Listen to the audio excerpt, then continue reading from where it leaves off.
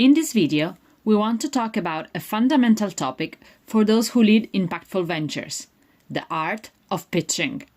By pitching, we mean the art of presenting yourself as an entrepreneur, your ideas, your plans, and your venture effectively. As an entrepreneur, you are constantly pitching. When you speak to an investor, when you are looking for allies, when you try to convince someone that your solution is worth backing, when you want to hire an experienced hire. Pitching isn't just a tool for raising capital. It is a tool for opening doors and for making things happen. Is pitching harder depending on one's gender? For entrepreneurs, data shows a clear trend. Women receive less funding than men. In the United States, women entrepreneurs receive only about 2% of all venture capital, despite owning 38% of the country's businesses. In Latin America, the credit gap is $5 billion for women-led microbusinesses and $93 billion for women-led SMEs, even though, according to the World Economic Forum, Latin America has the highest female representation in the global entrepreneurship landscape. In contrast, we know that women's ideas are not worse, and that women-led businesses do not perform less well. For instance, for every dollar of funding received, fintech companies founded by women generate 78 cents of a dollar, while those founded by men generate only 31 cents. Rather, what often happens is that women are not evaluated by the same standards. It may sound like a bizarre theory, but it isn't. Research shows that women and men are not asked the same questions by investors. In fact, women entrepreneurs are more often asked questions that focus on risks and problems. This is called the prevention angle. While men are more likely to be asked questions about opportunities, innovation, and potential. This is called the promotion angle. Given the tone and focus of a prevention versus promotion conversation are dramatically different, the outcomes of the conversations are also different. That means that the gender of the person owning the company or the gender of the person pitching will be a strong determinant of the actual investment decisions. That said, gender bias is not just a women's issue. Men also face expectations to perform with confidence or assertiveness in ways that can be inauthentic. Male founders working with female co-founders may also witness gender bias firsthand in meetings and negotiations, as their female colleagues do not get treated the same way as they do. Understanding how gender dynamics shape pitching helps everyone, men and women, because anyone can be impacted by bias, and anyone can help challenge it. Knowing this, what can you do about it?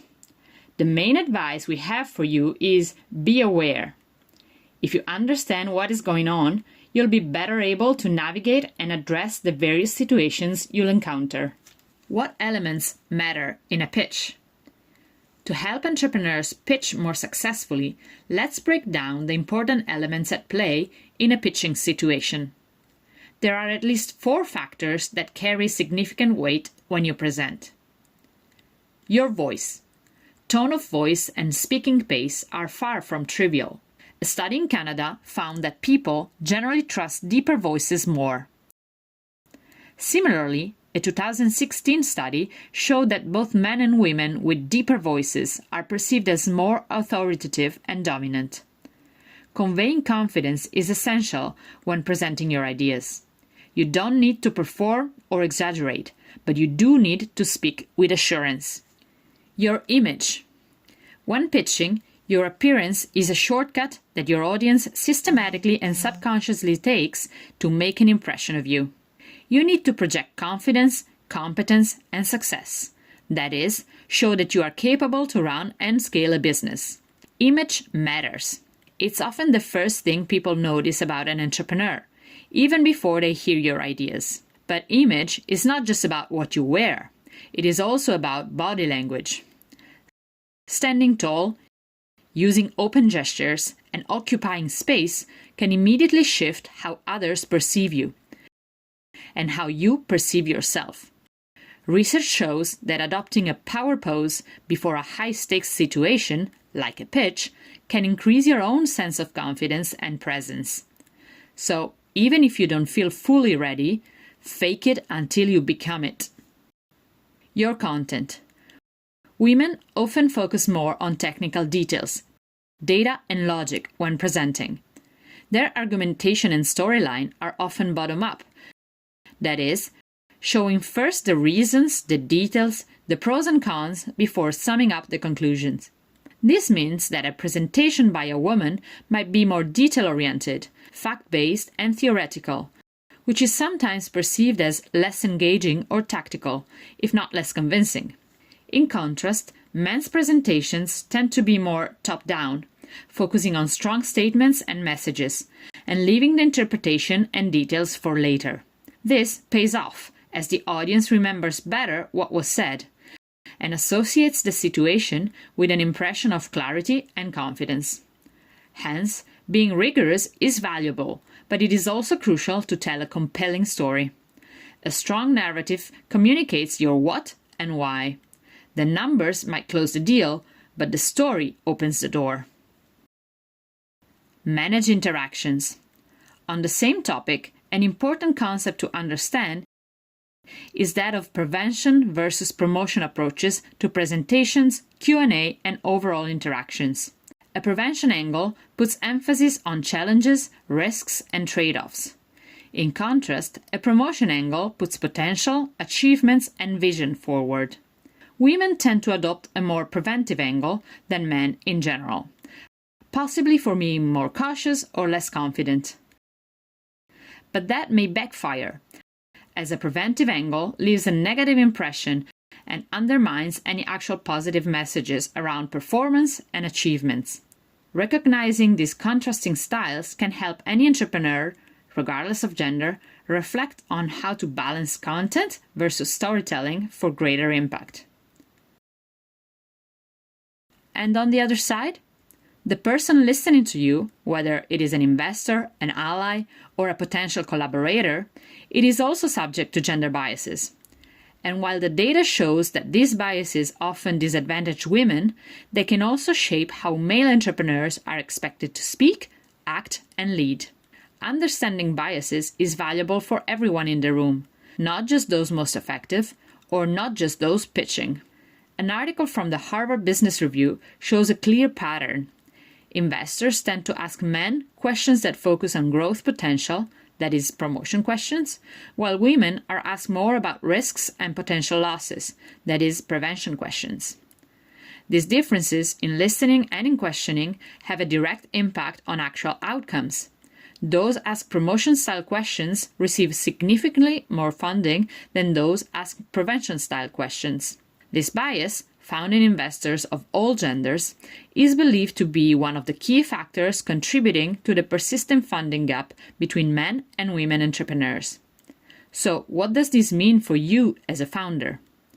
It means the person in front of you may listen less, doubt more, and be less inclined to believe in the potential of your idea. The types of questions you receive, the tone of feedback, and even body language can reflect unconscious gender bias.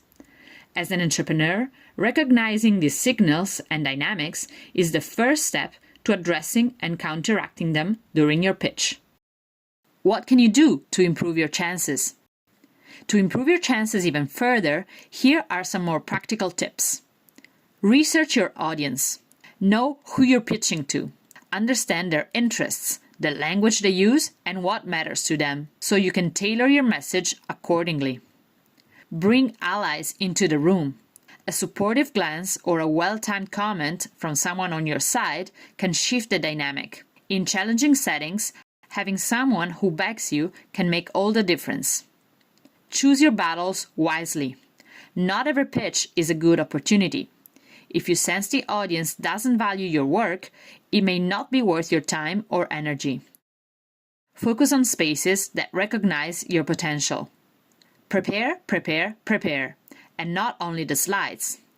Work on your posture, voice, tone, body language, and messaging.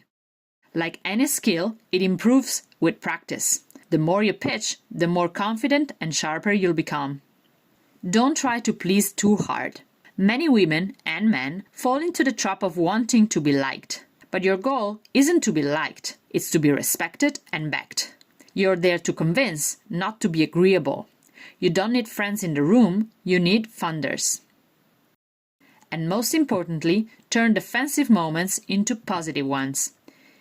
If given a prevention question, such as what are the biggest risks you face in this market, try reframing it into we have a clear plan to double market share in 3 years for this market.